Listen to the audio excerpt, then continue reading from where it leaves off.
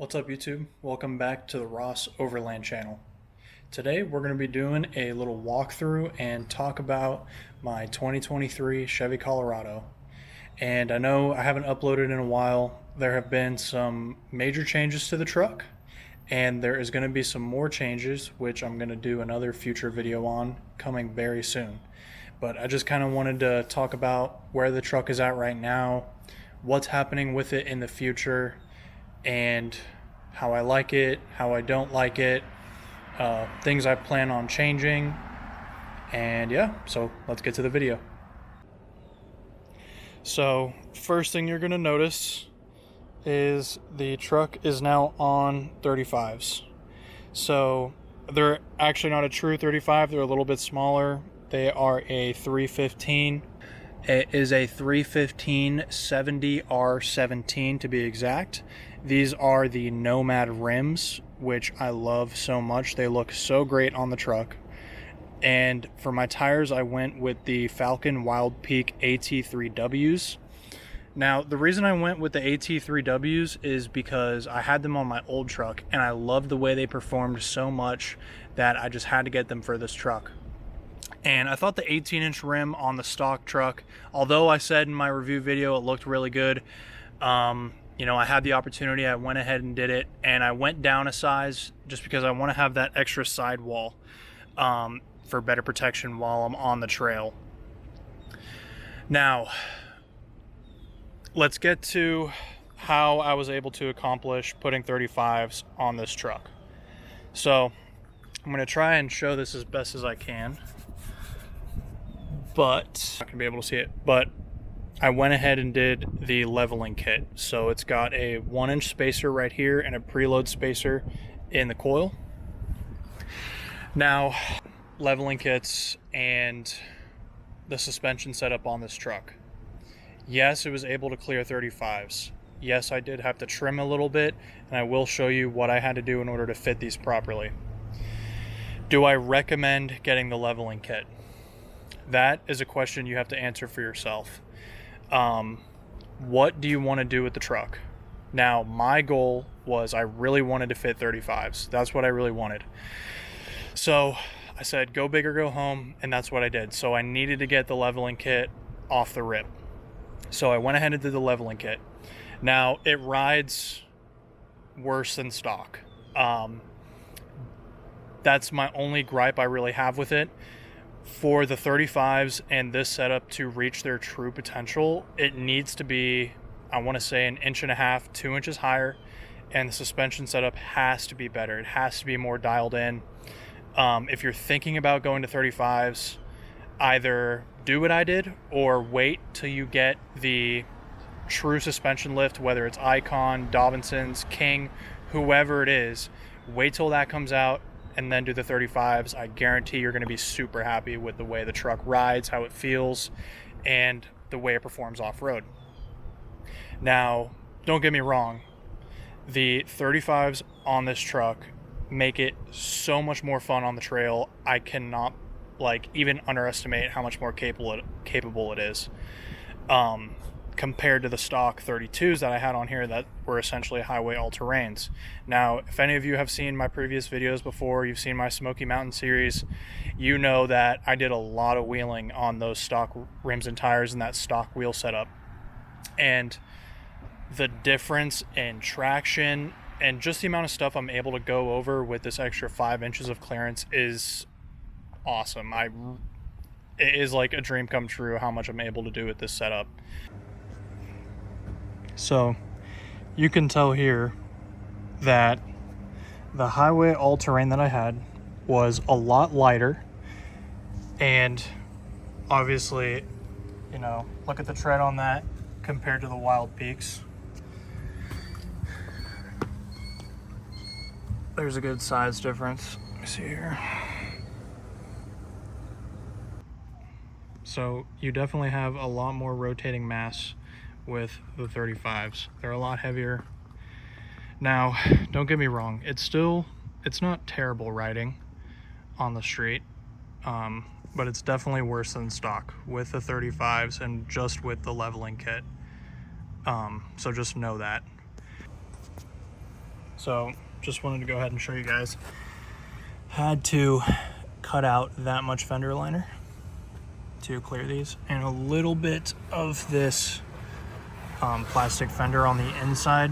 It's barely noticeable. Am kind of concerned about that like frame member though, because it's just getting pelted with rocks, but I'll figure out a way to cover that up. So I had to cut out that right there on the front side. Not too bad. So let's talk about what else I have on the truck. So I'll show you some pictures. I'm not sure if I'm going to be able to get it in the video, but I also have the level up diff drop, and I also have the tie rod sleeves, and I have the sway bar relocation kit. I'm not sure if I'm going to be able to show that to you. I'll show you a picture though. I installed the leveling kit, and that was the most difficult thing to do. Wasn't too bad. These were all pretty easy.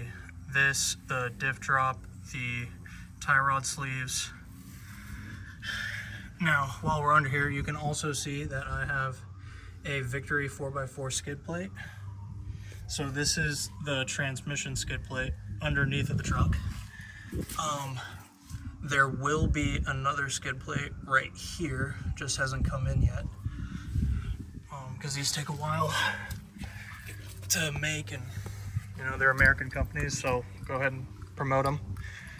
And yeah, at the front end of the truck, if you watch my review video, you know that you do not get the LED daytime running lights in the Trail Boss, which is I mean, I don't know how I feel about it. I'm not going to have to repair something expensive in the future like that, but they definitely do look really freaking good.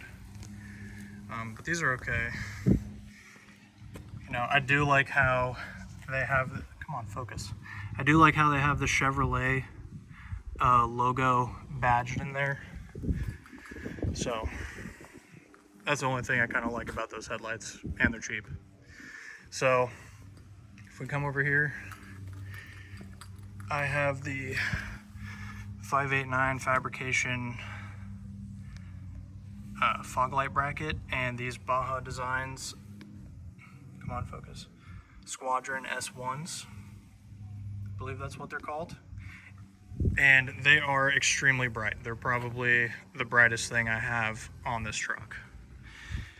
And then that brings me to the 8-pillar lights. You guys have also seen these. These are the Last Fit 3-inch cube lights, and these are only in amber. You guys know about the roof rack if you've seen any of my Instagram pictures or my last YouTube video. This tent is the Smittybilt Gen 1, the Overlander XL. So, yeah. I'm gonna make a separate video on this. We have slept many nights in this tent, and it is pretty dope. Then we also got my fridge. This thing, I absolutely love this thing. It is probably one of the most used things besides the wheels and tires and suspension that I have on this truck. I use it every day. It has been running for probably 2.5, 3 months straight, no issues. And the way I'm powering it is a dual battery setup from Red Arc. So you can see right there, we have the Red Arc BC to DC Charger, which I did an install video on, which you can check out on my channel, but that's how it's set up. So I disconnected these because these weren't great. I mean, you can see right there, the screws are already rusting on them, and those are marine grade. But yeah, this setup is awesome. This is waterproof. There's a 100 amp hour lifetime battery in there. Everyone was knocking me for the cheap lifetime battery, but it has not failed me. So let's go lifetime. Okay, so full disclaimer, this is actually the craziest thing ever. I never win anything like this. I've never had anything like this happen to me, and it was really weird. But I actually won a giveaway, and I won an RSI Smartcap. Now, I'm not entirely sure if everyone is familiar with RSI. Alucab and OVS also makes a topper, but it's essentially an all aluminum or all steel, depending on which model, topper. So you can put your rooftop tent on there. There's bins in the side. They even have like kitchen bins where you can put a bunch of forks and knives, plates, cups, everything you would need. They even have like a little fold down stove. So yeah, it's really cool, and that is a very expensive piece of equipment that I am forever thankful for somehow winning that. I'm not entirely sure how that happened, but yeah. And I know I touched on it earlier, but you know, I wheeled this for almost an entire year completely stock in 33s. I've done so much in this truck while it was completely stock. Sorry, there's a really loud Jeep passing me. So I've wheeled this thing for almost an entire year completely stock, and you can too. And we've done a lot of Florida. You know, I have a lot of content. Follow me on my Instagram, but we post pictures all around Central Florida, Ocala, Citrus. So, and I did all of that on 32s, highway all-terrains, no level, with all the weight from the rooftop tent and camping. We did almost the entire Smoky Mountain 1000, 1,200 miles in North Carolina, Florida, well, North Carolina, Georgia, South Carolina, and Tennessee with 32s, and you can too. And that was an amazing trip. You can literally watch pretty much the whole thing on YouTube on my channel. And I didn't have this setup that I have now. Now I am going back soon and gonna do some awesome stuff. Again, like I talked about, it all depends on what you want to do with the truck. Do you want to wheel it? You know, do you just want to cruise around fire roads and camp? You know, but I really like hitting those tougher trails and having a good time out on the trail. So I wanted to do this just to, you know, be able to beef it up a little bit more, and she has been. So, but yeah, reminder, you don't need all this stuff to go overlanding or tactical camping. You know, you could have a ground tent and a two-wheel drive truck or van and camp anywhere in these gorgeous places or all around the country. You know, so don't feel like any of these Instagram influencers or other YouTube influencers,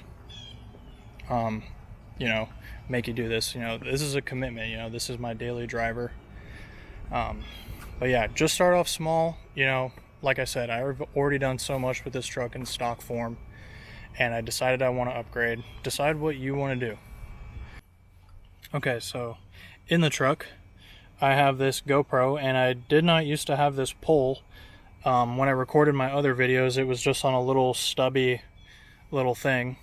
So now that's been upgraded. And then got my Midland microphone and the Bullet Point Solutions phone holder. These are absolutely awesome. This mount is made by a guy on Instagram. His name is like Badlands something. I can't fully remember, but he's an awesome guy and he makes great stuff. So that's that. I do have the radio down here, so that's where it's mounted currently, and then I just have it running into the underside of the truck. But sorry, my truck is very dirty right now on the inside. So you guys have seen what a stock Trail Boss looks like on the inside. That's really the only thing I have. But yeah, people always ask me, what is this little middle thing here? That is the Midland radio extender, essentially. So, and that's the ghost antenna. It's like 3 decibels.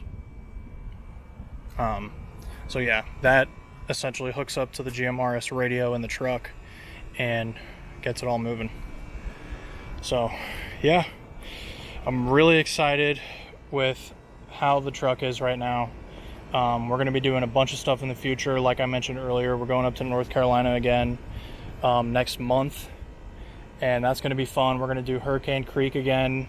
We're going to try and finish it now that it's got 35's and some armor. And hopefully I also have the Smartcap so I can show that to you guys. I am so excited for the Smartcap. That is going to completely change this build, and it's going to be awesome. I'm thinking about wrapping my mirrors and my tailgate and possibly the Smartcap in like a digital camo or something. I think that would look really cool. When I do get the Smartcap, I am going to put like a bed liner here and get the whole bed sprayed. So right now I don't really have anything crazy. I just have the Max Tracks and the Axe just sitting down here for whatever reason. But yeah, she normally sits pretty empty, except for when we're on trips and it's completely full. And I cannot tell you, another thing I wanted to mention in this video. This rack, it was like $500, super cheap. I also want to mention I got this for like $1,200 on Facebook Marketplace. I got the fridge on Facebook Marketplace. The dual battery setup I had to purchase brand new and do all myself. But yeah, don't think you also have to spend a crazy amount of money getting all this stuff. Use what you can find. So as I was editing this video, I wanted to talk about something actually pretty important. With the bed rack, obviously you understand when you buy something like this that everything in the bed is going to be exposed unless you go to Extrusion Overland and you get a soft topper underneath the rack itself. And that's the only way, unless you get something like a Smartcap or an OVS or an Alucab, that your stuff inside is going to be protected. Now it's going to be a lot more secure with the Smartcap. So that's one thing. Second major thing that I really dislike about a bed rack like this. Let's say I have this thing full to the brim with whatever, and I have stuff I want to pull out that way in the backside of the truck, and I'm just keeping other things here. Well, if you have an object that's any bigger than this, then you can't pull it out. You essentially have to pull everything out of the back of the bed and then get to what's right here. And it is truly a pain when you have to do that every single night. The Smartcap is going to make this so much better. I can't even wait. Like, it's such a hassle to have to, put my arm through here and try to reach for something. Now I can just lift it up, have a huge gull wing door right here, and it will be perfect. So can't wait to keep you guys updated on that. The ICECO 4x4 trash bag / utility bag. It's decent. Like I said, I've had this on here for a while, and we actually took it on my trip. And when we took it on the trip, I had this thing loaded down with recovery gear, trash, dirty clothes, and it all fit in there. But it did scratch my tailgate, and it was actually a lot worse, but I fixed it a little bit. And yeah, these come loose all the time, like you can see right now. I always have to screw those back in. The straps that hold the bag to the tailgate itself come loose all the time, and it'll just be sagging. When I got the thing, I don't know if you can see here, yeah, this is broken, so that never worked. So kind of mid, I don't know. That thing was expensive. It was like $150. So I'd rather just get a cheap one on Amazon. Don't get that. So yeah, I think I've updated the build fairly well. She looks super mean, and I can't wait till I get that front skid plate. But she looks great. Can't wait to go back up to North Carolina with her. But yeah, let me know if you guys have any questions, what kind of stuff you want to see in the future, and if you like this video. So if you made it this far, comment corn. I don't know why I just made that up, but so, oh yeah, I also changed this to black. But thanks guys.